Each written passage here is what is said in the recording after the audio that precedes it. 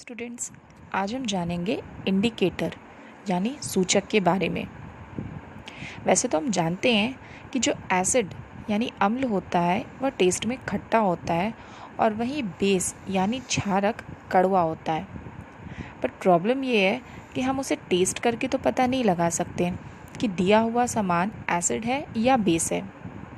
ऐसे में ये जो सूचक है ये हमारी बहुत मदद करता है। सूचक वह पदार्थ होते हैं जिनकी मदद से हम यह पता लगा सकते हैं कि दिया हुआ सामान एसिड है या बेस है। तो आइए जानते हैं इन सूचक के बारे में।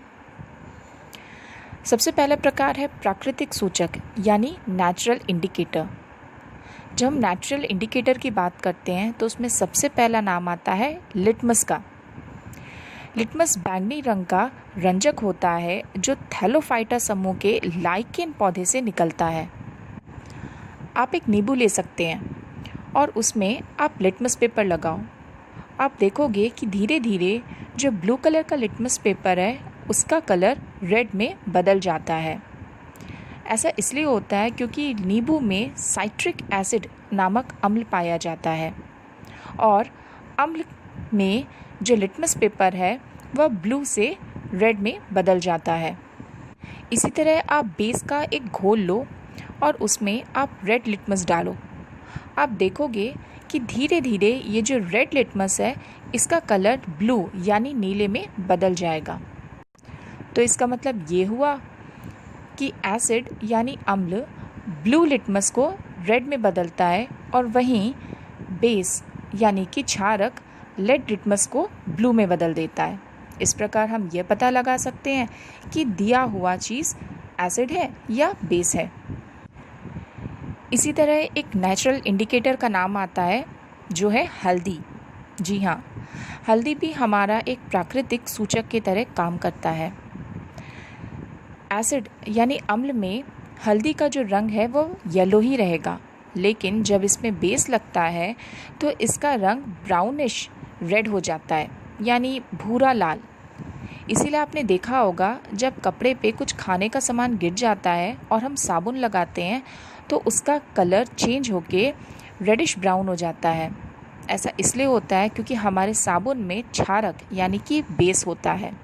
तो हुआ ना हल्दी नेचुरल इंडिकेटर। इसी तरह नेचुरल इंडिकेटर में कुछ और नाम आता है जैसे कि लाल पत्ता गोभी, पेटूनिया और हाइड्रेंजिया जैसे फूलों की जो पंखुड़ियाँ यानी पेटल्स होते हैं वो भी नेचुरल इंडिकेटर का काम करते हैं, जिनकी मदद से हम अम्ल और क्षारक का पता लगा सकते हैं। तो ये था हमारा नेचुरल इंडिकेटर। अब बात करते हैं सिंथेटिक इंडिकेटर यानी कि संश्लेषित सूचक के बारे में। इसमें सबसे पहला नाम आता है मिथाइल ऑरेंज का। अगर हम एसिडिक घोल में यानी कि अम्ल के घोल में मिथाइल ऑरेंज की कुछ बूंदें डालेंगे तो देखेंगे उसका कलर रेड हो गया, और वहीं अगर बेस के घोल में इसकी कुछ बूंदें डालेंगे तो देखेंगे कलर येलो हो गया।